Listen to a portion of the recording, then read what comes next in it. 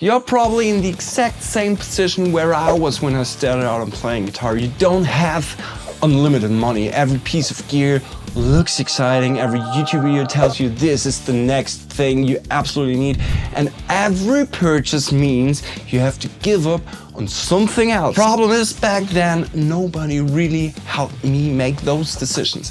I spent money on things I thought I needed, only to realize later that some purchases mattered for years and others barely mattered at all. So let me save you from a few mistakes I made. All I'm asking from you in reward is this. Stick with me until the end of the video. I'll show you 3 pieces of gear or 3 categories of gear where I truly believe it's worth spending a little bit more because you'll benefit from it every single time you play. Then let me know in the comments which one you'd invest in first and why. Because there's good chance one of my recommendations will make you decide not to buy another pedal. I'll send you one of mine to the comment that I find the most thoughtful. Think of it as my way of making up for the pedal you didn't buy.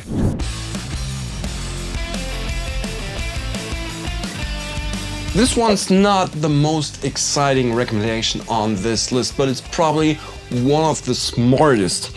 When I say locking hardware, I'm talking about 2 things: locking tuners and strap locks. Neither one of them will improve your tone, or nobody's ever going to listen to your guitar playing and say, wow, those locking tuners sound amazing, but they'll make your life easier every single time you pick up the guitar. With the strap locks, I'll put Dunlop strap locks on every of my guitars because I believe 20 bucks is nothing compared to the cost of a broken headstock. And then even more importantly, locking tuners.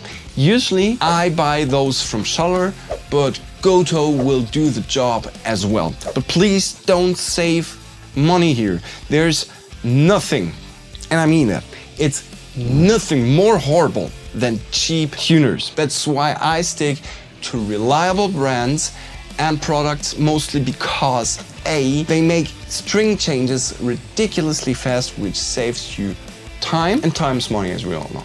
And B, they're reliable, they're solid, they doesn't make you want to scratch your eyes up because you have to retune your guitar after every single song.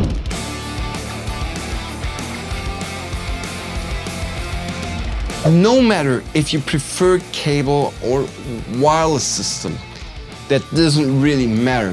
What matters is that you don't buy cheap out on either. Your entire signal chain depends on that one connection here. If it falls apart, or if it falls, you have a problem. But no, you don't need to spend hundreds of euros on boutique cables. Personally, I think Volvox and similar high-end cables are a waste of money, period. But what you need is a quality cable from a company like Summer or Cordial, something between, I would say, 20 to 50 bucks. They're most of the time reliable, built to last, and if they ever do fall apart, you can usually repair it on your own if you are able to solder. And if you play live, I'd also seriously consider going wireless. I've had great experience with the Line 6 Relay G10 for smaller gigs, or I think Blackstar has a solution as well that's kind of interesting. And if you want something that's built a little bit more for professional touring, the Shure GLX D16 Mark II is Heartbeat.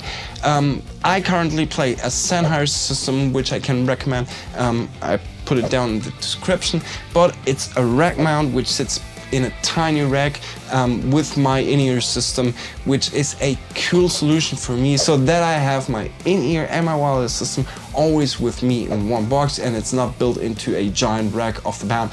But that's not really bang for the buck, so I couldn't recommend that to everybody. How I said, the pedalboard solution from Shure is pretty good, or these little plugs that you put into your amp and in your guitar are nowadays good as well. But don't buy cheap out, because then you might have a problem. One thing Though, even if you use a wireless system, always keep a guitar cable in your gig bag. Wireless system can run out of battery or can lose connection to internet routers in the venues. Believe me, I had it all. Things will go wrong. And the last place you want to troubleshoot is on stage. A backup cable next to your model or amp can literally save your show.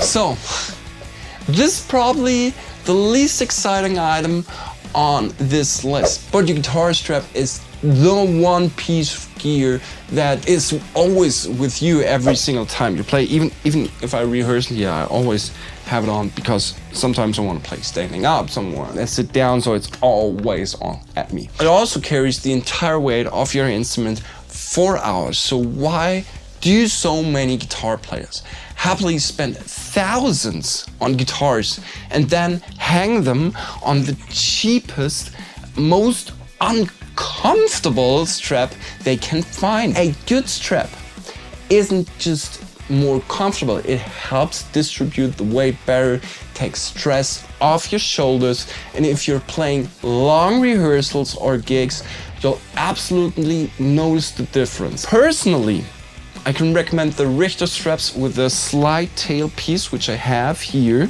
as you can see. And the reason has nothing to do with branding. It's because I constantly switch between lead playing and rhythm playing. And I play rhythm here. Can you see that? It's kind of hung down. If I slide that up, I have a little bit more space here to go fast lead lines, and then I go back down again, and that's a perfect solution for me. Being able to change the height of my guitar in seconds without taking the strap off is one of those features I didn't know I needed until I had it. It's super easy to use, it's super easy to set it up, and for years I've spent so much money on guitar straps, and since I found the Richter stuff, I'm kind of finished with this hunt. It's super ergonomic. Just try them. You can also find some other really cool gadgets on the Richter website.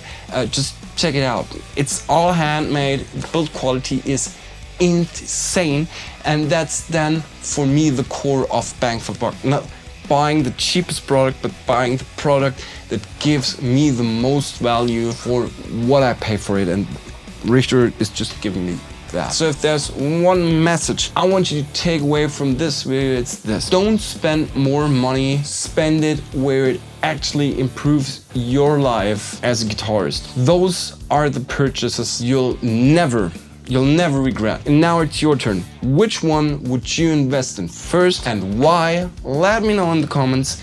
If your answer convinces me that skipping another pedal was the right decision, I'll send you one of mine so you've got still something new to put on your pedal board.